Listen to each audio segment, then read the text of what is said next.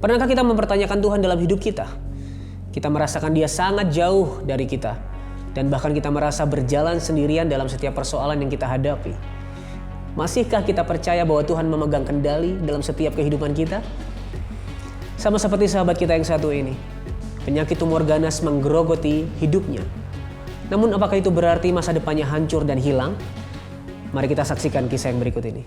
Saya tumor ganas stadium 4. Di situ mental saya sudah benar-benar drop. Saya merasakan sakit di dada, menusuk sampai ke belakang. Itu yang saya rasakan duluan. Jadi waktu itu saya berobat ke dokter umum. Dokter umum bilang bahwa itu adalah TB. Sehingga saya dikasih obat TB. Saya konsumsi obat TB itu sampai hampir setahun. Jadi semakin lama makin sakit, makin lama makin sakit. Bilang sama istri, wah ini kenapa ya?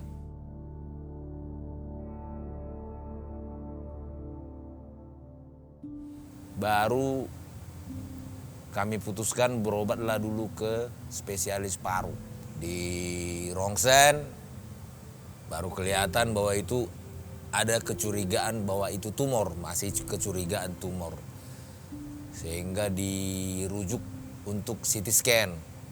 Setelah CT scan itu baru ketahuan bahwa saya ada menderita tumor di paru-paru. Setelah divonis tumor, baru dilakukan biopsi. Di biopsi baru ditentukan bahwa ini tumor ganas stadium 4. Di situ mental saya sudah benar-benar drop. Berarti ajalku sudah dekat.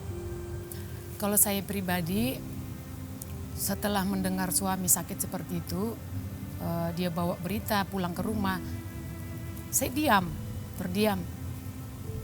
Tapi berpikir, kok bisa gitu ya, kok bisa. Ya udah terima aja, saya bilang terima, saya peluk, nangis berdua itu kan.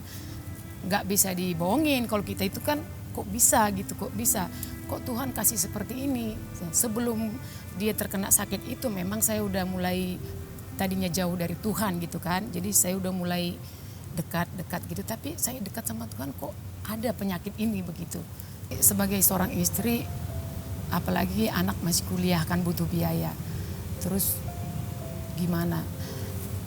Dalam kesendirian saya sering menangis tanpa dia tahu. Dan saya tidak mau menangis di depan dia gitu kan.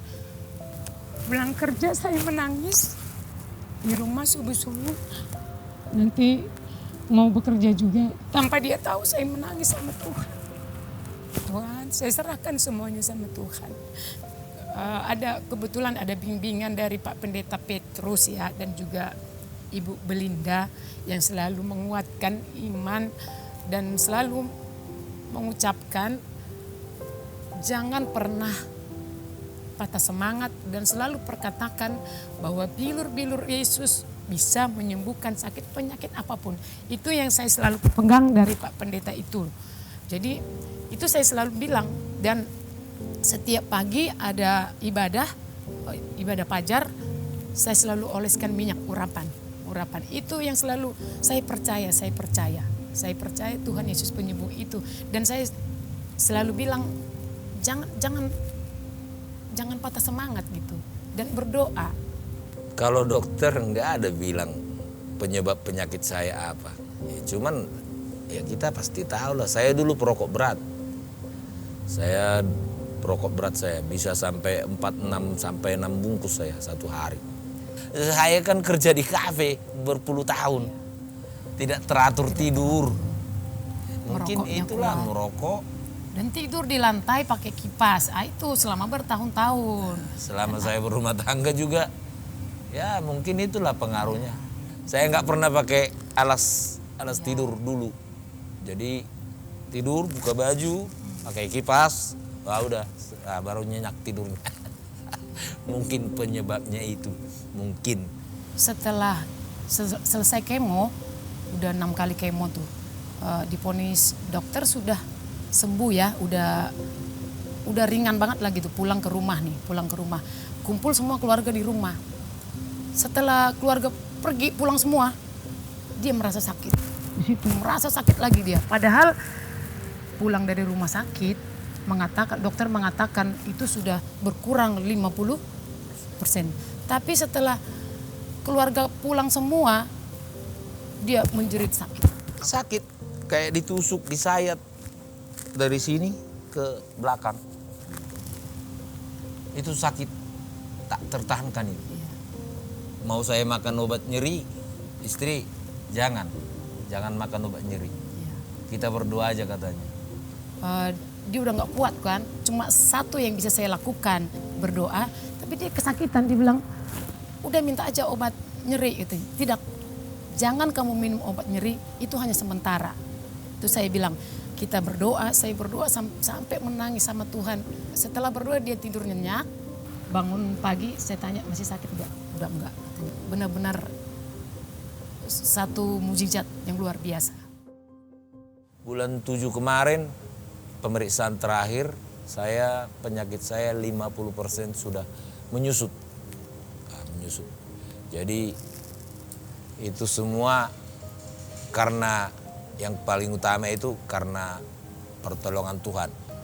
Dan yang kedua, saya tidak pernah surut semangat saya.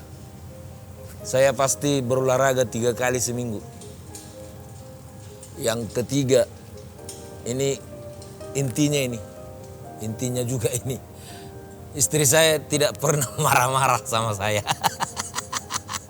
Jadi kalau ada orang di luar, suaminya udah sakit, merepek lagi istrinya. Cepat mati itu semua suamimu itu. Ya untung aja ada dia yang sangat baik merawat aku. Ada dokter yang lebih dahsyat di antara seluruh dokter, yaitu Tuhan. Kalau kita percaya masih ada Tuhan, berarti kita bisa sembuh. Bagi Tuhan tak ada yang mustahil. Bagi Tuhan tak ada yang tak mungkin. Mujizatnya diserahkan bagiku. Ku diangkat dan dipulihkannya. Sahabat, kisah tadi mengajarkan kita bahwa menghadapi sakit penyakit bukan hanya tentang fisik, namun juga tentang iman. Ketika dunia berkata mustahil, Tuhan selalu punya cara untuk memberikan kita kekuatan melangkah lagi. Jadi jika hari ini kamu mengalami persoalan yang begitu berat, tetap semangat dan jangan menyerah ya. Namun jika kamu membutuhkan seseorang untuk mendampingi kamu bisa menghubungi nomor yang ada di bawah ini. Ini adalah nomor layanan doa dan konseling Cahaya Bagi Negeri. Kami siap untuk mendengarkan cerita kamu dan mendampingi kamu di dalam doa. Jangan ragu untuk menghubungi kami, satu langkah kecil bisa mengubah hidupmu selamanya.